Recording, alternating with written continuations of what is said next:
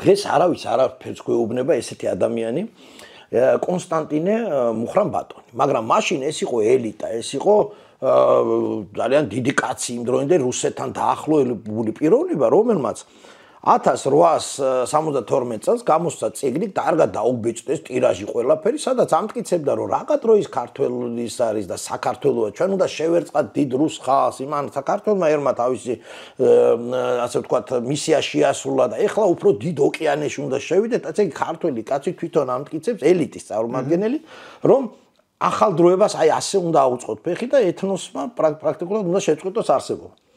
ესე იგი იმის იმედი რომ ჩვენ ეგეთი გვიშველიდან იმ დროს ამ სახელმწიფოებრიობა ავტოკეფალია დაკარგული ერს უკვე აღარ იყო პრაქტიკულად. გამქრალი იყო ეს. იგი ისინი გარუსდნენ, ანუ ქართულ სხეულში რუსული სული ჩასახლდა. ერთადერთი ძაფი, სადაც იყო დარჩენილი ბჟუტავდა და იყო ქართული და იდენტობა დარჩენილი იყო, ეს იყო დაბალი სოციალური ფენები, გლეხკაცობა, რომელიც სწორედ 60-იან წლებში გათავისუფლდა ბატონყმობისგან, მაგრამ ის წერა-კითხვის უცოდინარია.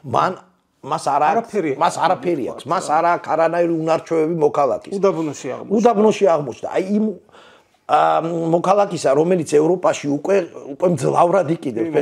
ევროპაში უკვე და ცივილიზებულ სამყაროში მე-19 საუკუნეში უკვე ჭიდილი წავიდა.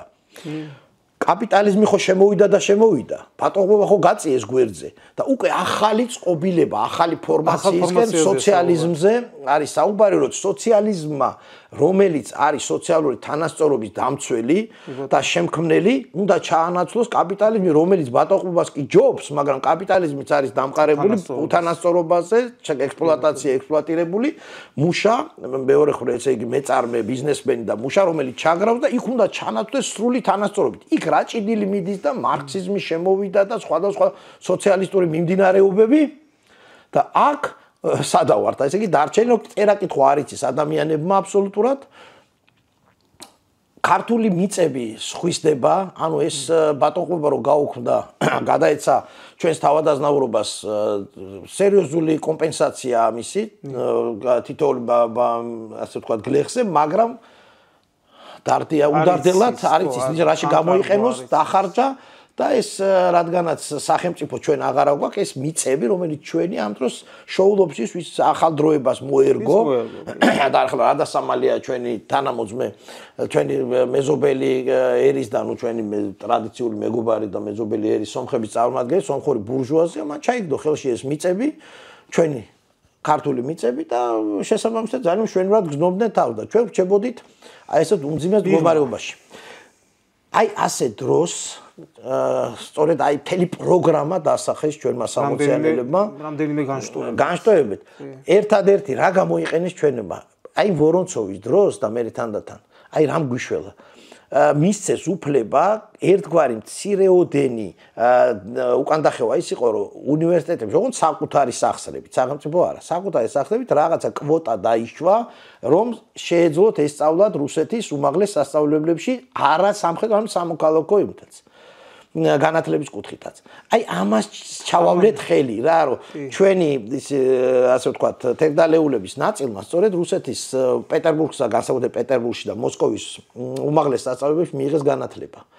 და აი ამითი განათლები და იქ რადგანაც იქ თვითონ რუსეთში სერიოზული დუღილი მიდიოდა კი ერთი მხრივ არის დამყრობლი რუსეთი, მაგრამ ამავდროულად იქ არის რუსეთი მეორეც.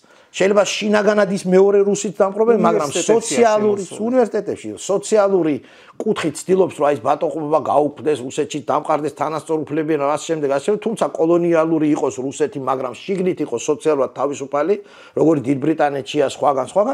აი ამის დუღილის ნაწილი ხდება ეს ახალგაზრდობა. იქიდან იღებს, მერე ნაწილს შეუძლია რომ გავიდეს უცხოეთში და იქაც რაღაც გააკეთოს. იმ დროს ეს მთლიანად ჩაკეტილი სივრცე არ არის რუსეთი. აი ამას ვეწაფებით. ეს ჩავიგდეთ რუსეთის გავლით ევროპაში და მიდის ნიკო ნიკოლაძე ევროპაში, იქიდან წერილებს გზავნის, მაგრამ სად იბეჭდება, ვინ უნდა წაიკითხოს, ამაზე წამკითხველზე ფულისა და ამის გამოსაცემი. არც ერთ ამას რუსი არ დაგიფინანსებს და ყველაფერი ეს გააკეთა ჩვენმა ილიამ და მისმა დასმა. ფული იშოვეს იმით, რომ შექმნეს თბილისისა და ქუთაისის კერძო ბანკები, სათავადაზნაურო სააღდგომლო ბანკი, სადაც ჩაიდო აი იმ თავადაზნაურობის თუ ბოლომდე არ იყო დამღერებული, რაც დარჩა, ის ჩაიდო ერთიან ასე ვთქვათ კაპიტალში და ამაზე აეწყო ის ბანკი. ბანკი არის შემოსავალი, ბანკი მოუსწრეს. ყურძე წაგვასწრეს. გარუსდებოდა ქართველი გლეხკაციც და დამთავრდა. ერიც ხრება, მაშინ ერმა შეიძლება გაუძლოს სახელმწიფოების დაკარგვას, რელიგიური დამოუკიდებლობა, მაგრამ ენა რო ხრება, იქ უკვე ერი ხრება და უამრავი ათეულობით ასეთი ერია, ხალხია, რომელიც გამქრალია ისტორიიდან და აღარ არსებობს. რაც არ უნდა პარადოქსულად ჟღერდეს, ჩვენი გლეხობა გარუსებას გადაარჩინა იგივე სატყივარმა წერა-კითხვის უცოდინობამ რაღაც ამბავში და კარგია რომ შემდეგ უკვე ეს დაინახა ჩვენმა ილიამ და მისმა დასმა და ზუსტად ათულაკედან აი ზუსტად რა თქმა უნდა ანუ ფული აქედან რადგანაც რუსი პირიქით ბეჭდავს წიგნებს რომელიც და მაჩვენეთ ქართველების რომელიც ამტკიცებს რომ რუსებს უნდა შევერწყათ ამის საპირისპიროდ ჩვენმა თერდალეულებმა გამოსცეს გაზეთები წიგნებს ცემენ გამოსცემენ წიგნებს გაზეთები ივერია დროება სხვები და სხვები რომელსაც ეხლა ეს საინტერესოა რუსეთი კანონით არ ეწინააღმდეგება მას აი კერძო ბანკი შეგიძლია დააფინანსო კონდეს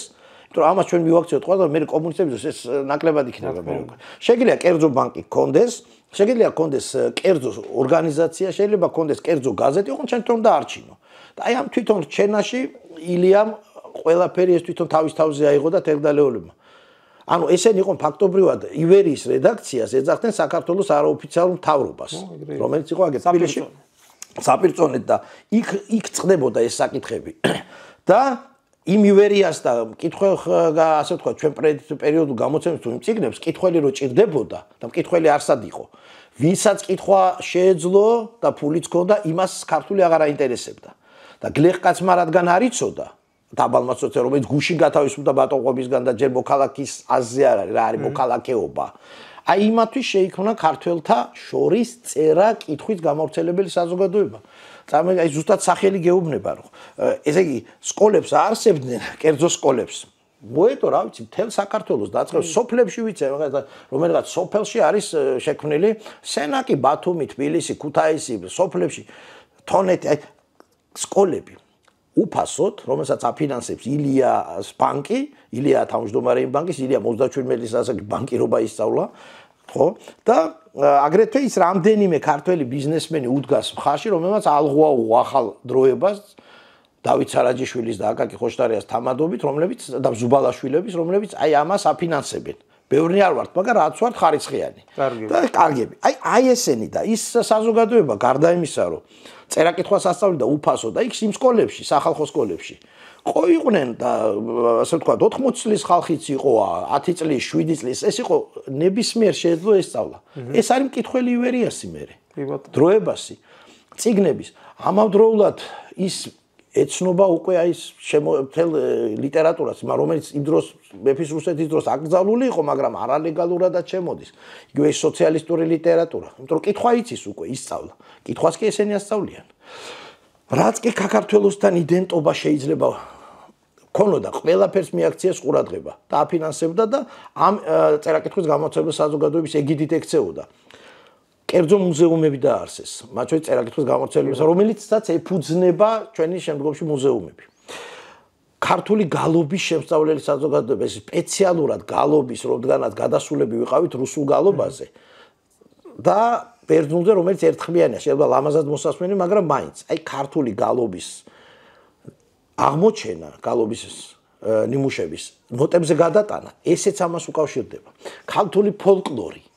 ქართული ფოლკლორი ფინანსდება, რომ არ დაიკარგოს. ვიღაცებმა იციან სოფლად, მაგრამ ნოტებზე თუ არ გადაიტანენ, დაიკარგოს. სპეციალურად ჩამოიყვანა ჩეხეთიდან იოსებ რატილი ლოტბარი, რომელიც და დააფინანსეს. და აღმოსავლეთ საქართველოში, დასავლეთ საქართველოში სპეციალურად ეძებდნენ აი ამ ნიმუშებს და იწერდნენ. ჩვენი ეკლესია მონასტრების აღდგენები. მერე ხელნაწერების ძიება და ასე შემდეგ. ყველა ის ექსპედიციები, ყველაფერი 6 ამ დროს გამოდის ასპარეზზე. და ეძებს და პოულობს და ინახავს. ივანე ჯავახიშვილი ამ დროს გამოდის. ესე იგი, ყველაფერი საბოლოო ჯამში იყრებოდა აი ამ თერდალეულების გარშემო და პრაქტიკულად ილიას ჰქონდა ეს პროგრამა, რომ განმანათლებლური გზით აღორძინებულიყო საქართველოში ეროვნული იდეა დამოუკიდებლობის და შექმნილიყო ახალი ცნება მოქალაქის. და მოქალაქის ცნებას უნდა დაფუძნებოდა შემდგომ ისტორიაში არაფერი მარადიული არ არის, როდესაც რუსეთის იმპერია რაღაცა ყველაფერი იწყება მთავრდება, როდესაც იქნებოდა ხელსაყრელი სიტუაცია, ქართველი ერი მზად ყოფილიყო, რომ სამოუკიდებლობა აღედგინა და შექმნილიყო სამოქალაქო საზოგადოება. ის რაც იმ დროინდელ დასავლეთ ევროპაში იყო, როდესაც ილია მეჭდავდა მოწინავე წერილებს ივერიაში და არ შეიძლება ოფიციალურად რომ ეთქვა რომ ეს საქართველოს მოქალაქე რაღაცა საუბრობდა დაუშვათ ალეგორიულად. ლაპარაკობდა იტალიაზე, რომელიც სწორედ მაშინ ჩამოყალიბდა და რომელიც ძალიან გავდა მისი გზა ჩვენ გზას.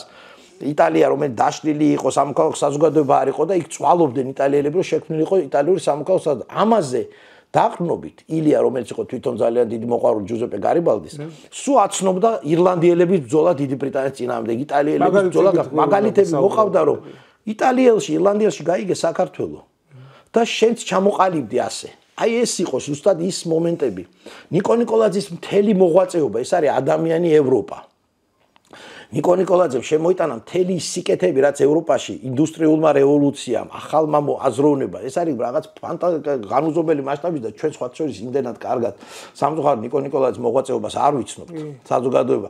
ეს არის ბუმბერაზი.